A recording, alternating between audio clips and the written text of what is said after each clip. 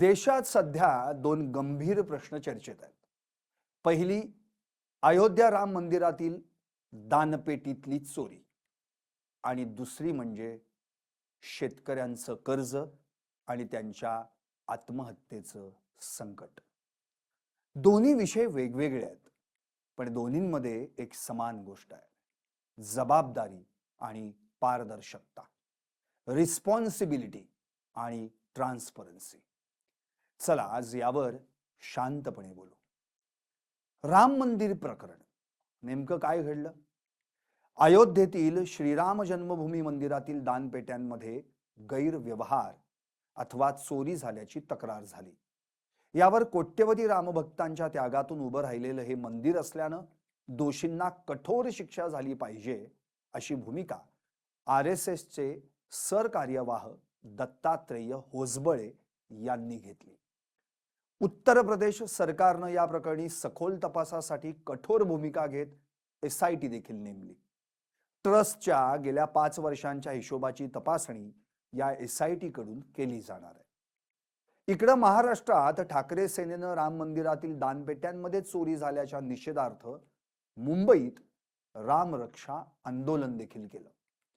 आता महत्वाचा मुद्दा काय, तर कोट्यवधी भाविक दान करतात, त्यामुळे हिशोब पारदर्शक असणं गरजेचंच आहे. यात कोणाचंही दुमत असण्याचं काही कारणच नाही.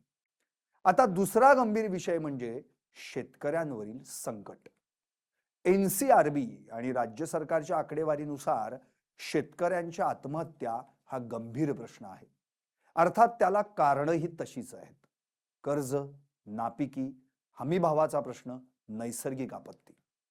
कर्जमाफी किंवा व्याजात सवलत मिळावी, हमीभाव वेळेवर मिळावा आणि पीक विम्याचे पैसे त्वरित मिळावेत या मागण्यांसाठी शेतकरी संघटना सातत्यानं आंदोलन करतायत. पण इथेही प्रश्न तोच: सरकारच्या योजना शेतकऱ्यांपर्यंत योग्य प्रकारे पोहोचतायत का? हे दोन्ही विषय वेगवेगळे असले तरी दोन्हींमध्ये एक गोष्ट कॉमन आहे, तो म्हणजे जनतेचा विश्वास.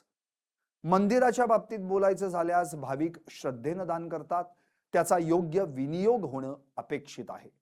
अगदी त्याचप्रमाणे शेतकऱ्याच्या बाबतीत बोलायचं झाल्यास तो अन्नदाता आहे, त्याला आधार देणाऱ्या योजना त्याच्यापर्यंत पोहोचवणं अपेक्षित आहे. सरकार, ट्रस्ट आणि समाज या दोन्ही ठिकाणी जबाबदारीनं काम करेल तरच जनतेचा विश्वास टिकेल. कारण जितकी श्रद्धा महत्वाची तितकाच शेतकरी, बळीराजा, अन्नदाता देखील महत्वाचा. तुम्हाला काय वाटतं? व्हा व्यक्त आणि पाहत रहा LS मराठी.